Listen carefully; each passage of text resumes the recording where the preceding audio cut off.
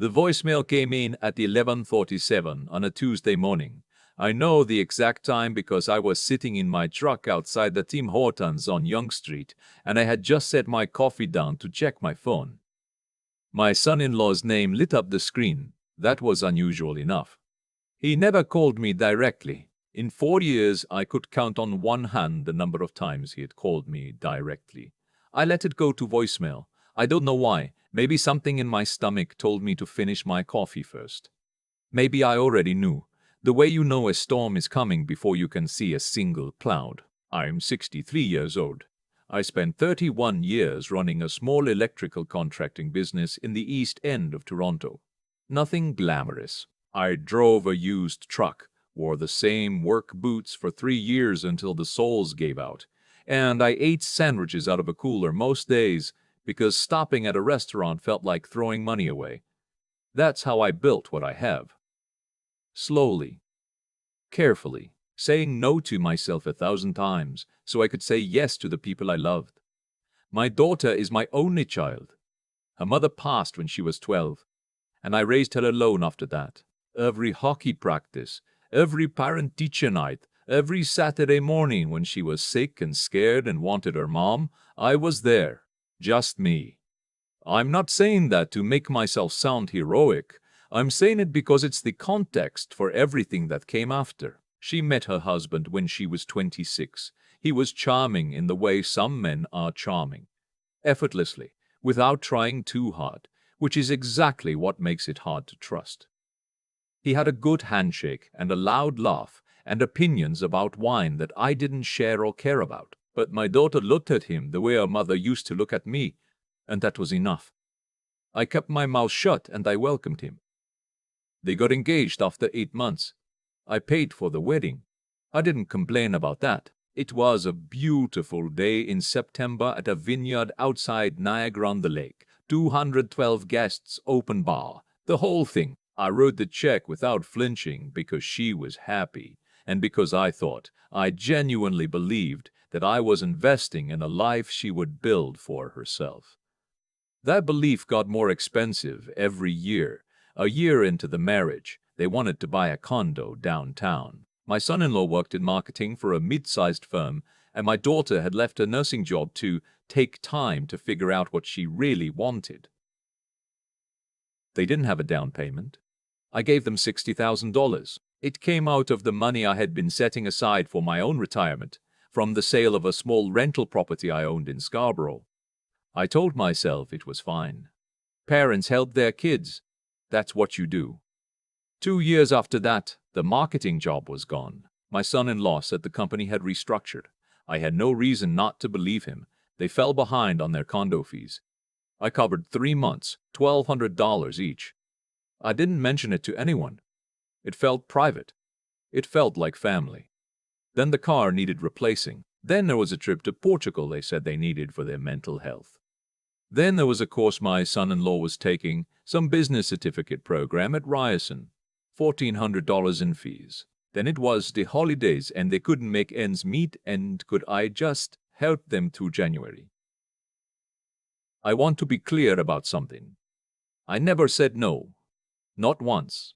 Not because I was foolish, or not only because of that, but because every time I sat across from my daughter at a restaurant, always somewhere they chose, always somewhere I paid for, she looked tired in a way that broke my heart, and I thought, she is struggling, and I can fix it, and so I will. What I did not understand was that there is a difference between helping someone and replacing the floor they are supposed to be standing on. I understand it now. Last March, I called my daughter to ask about Easter. We had a tradition. Nothing elaborate, just dinner at my house. The two of them and my brother and his wife. My daughter said she'd check with her husband and get back to me. She didn't get back to me. I called again 4 days later, and it went to voicemail. Her husband texted me the next morning, "Easter isn't going to work this year. We have plans." That was it. No explanation, no alternative, no apology. I sat with that for a while. Then I called my brother, and he told me gently, carefully, the way he does when he's been holding something back, that my daughter and son-in-law had posted photos on social media of a trip to Banff that weekend. A hotel I recognized. A nice one. The kind of place where a room runs $300 a night. I looked at those photos for a long time. My daughter was laughing in one of them, her head thrown back, a glass of something in her hand. She looked the way she used to look when she was 17, before her mother died, before the world got complicated. She looked genuinely happy.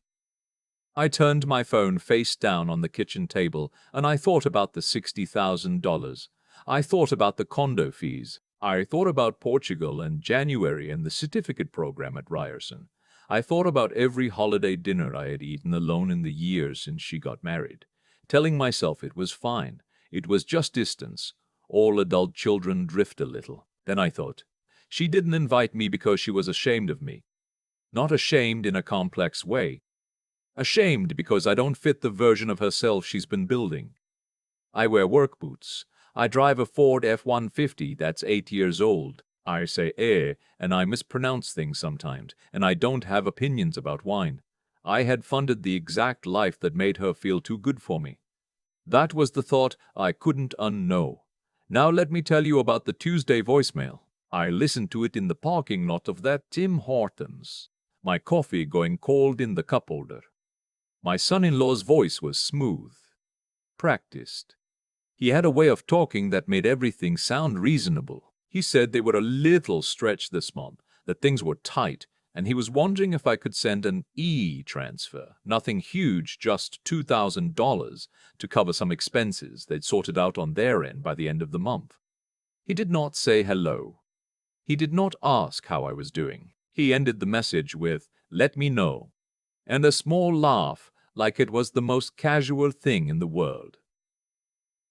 I sat there for a moment. Then I called my accountant. Her name is Christine, and she has worked with me for 11 years, and she is the most practical person I have ever met in my life. I told her I needed to understand the full picture of what I had given my daughter and son-in-law over the past 4 years.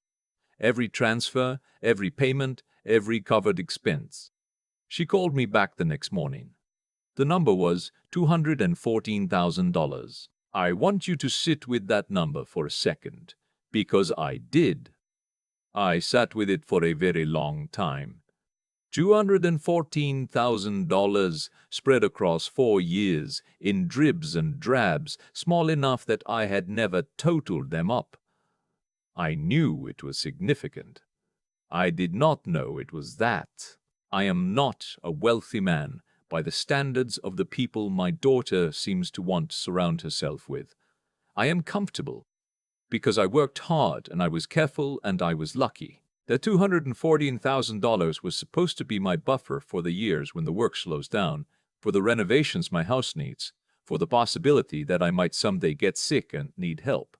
It was the money between me and asking for help myself. I did not send the e-transfer. For the first time in 4 years, I did not send anything. I also did not respond to the voicemail. 3 days went by. Then my daughter called. I picked up this time. She was not warm. She said hi and then went straight to it. Had I gotten her husband's message? Was I going to help them out? I said I was thinking about it. There was a pause. Then she said, "Dad, we really need this. It's not a good time." I asked her how Banff was. The silence that followed was different from a regular silence. It had a texture to it. She said, "How do you know about that?" I said it didn't matter. I said I hoped she'd had a good time. Then I said, "I'm not going to be sending money this time, and I need to tell you that I'm not going to be in a position to help financially for the foreseeable future." She said, "What does that mean?" I said, "It means I'm done." She didn't hang up right away. I expected anger. Instead, she got very quiet. And then she said, and I want to get this exactly right because I have thought about these words every day since. She said, "Dad, I didn't think you'd actually do this." That sentence told me everything. She had run the calculation. She knew I would be hurt by the Banff photos. She had factored that in, along with every other instance of being excluded, overlooked, or simply forgotten. She had calculated that my love for her was large enough and unconditional enough to survive any amount of disregard. And she wasn't wrong, not exactly. I do love her that much. She was wrong about what I would do about it. I know, I said. That's the problem. I called my lawyer the next morning. I had already been thinking about the condo, the $60,000 down payment. I had given it as a gift, no documentation, which meant legally I had no claim. My lawyer confirmed that. He also said that if I had any co-signed debts, any shared accounts, anything with my name on it alongside theirs, I needed to untangle it now. There were two things. An old line of credit I had co-signed when they first needed help. $22,000 limit. Balance was about $9,000 at the time, and my daughter was still named as a beneficiary on my insurance policy, which was fine and would remain fine, but he reminded me gently that I should review everything with fresh eyes. I spent the next 2 weeks doing exactly that. Quietly, without telling them. I removed myself from the line of credit. They'd need to refinance or close it, but that was their problem now. I updated my will, not to remove my daughter, but to put specific conditions on distributions. I talked to my financial advisor about restructuring things so my assets were better protected. It sounds cold when I write it out like that. It wasn't cold. It was the most painful administrative work I've ever done. I sat in my lawyer's office one afternoon, and I suddenly thought about teaching my daughter to skate on the rink in the park 2 blocks from our house, her fingers wrapped around mine because she was scared of falling, and I had to take a minute before I could keep signing documents. You don't stop loving someone just because you start protecting yourself. I want to make that clear.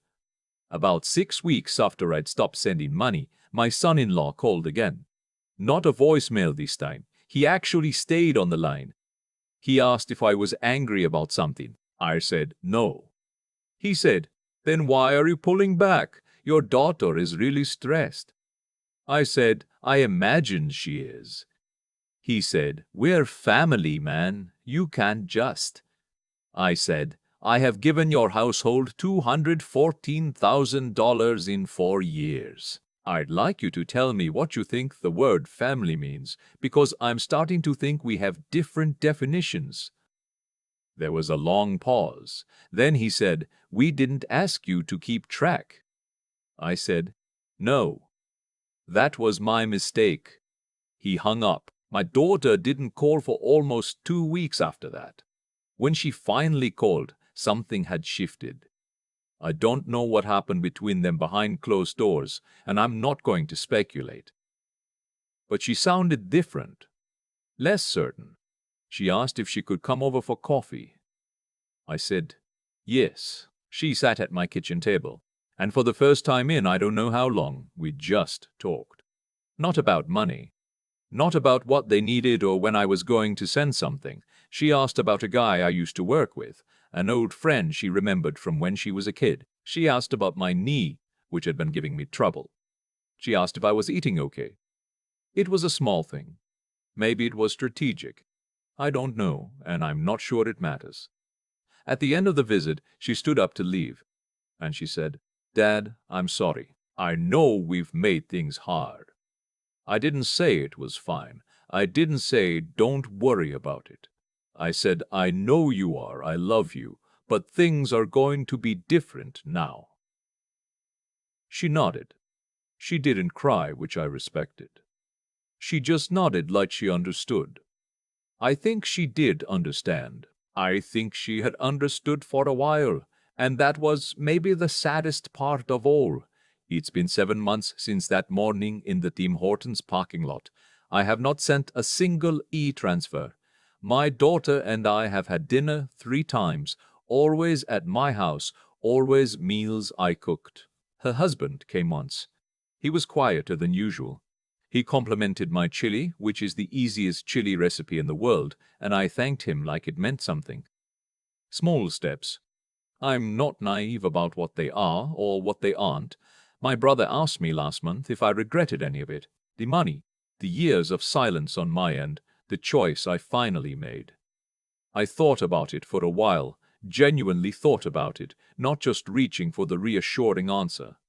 I regret that I let it go on so long. I regret that I confused generosity with love, and that somewhere in those 4 years I stopped being her father and became her safety net. You can't have a real relationship with a safety net. A safety net doesn't need anything from you. It just hangs there, waiting to catch you. I'm 63 years old, and I have maybe 20 good years left if I'm lucky. I intend to be a person in those years, not a function. Last week I booked a trip. Nothing elaborate. A week in Nova Scotia in September. A place I've wanted to go for 30 years and never went, because there was always something more pressing. I have a hotel with a water view and a list of places I want to eat, and exactly zero obligations once I get there. My coffee was cold by the time I finally listened to that voicemail. I remember looking out through the windshield at the parking lot, at people moving in and out of the Tim Hortons with their cups and their bags, everyone going somewhere, everyone busy with the details of their ordinary lives. I drank the cold coffee anyway. Then I started the truck and I drove home, and I thought, I'm not angry. I'm just done being the person I was. That, I've found, is a very different thing.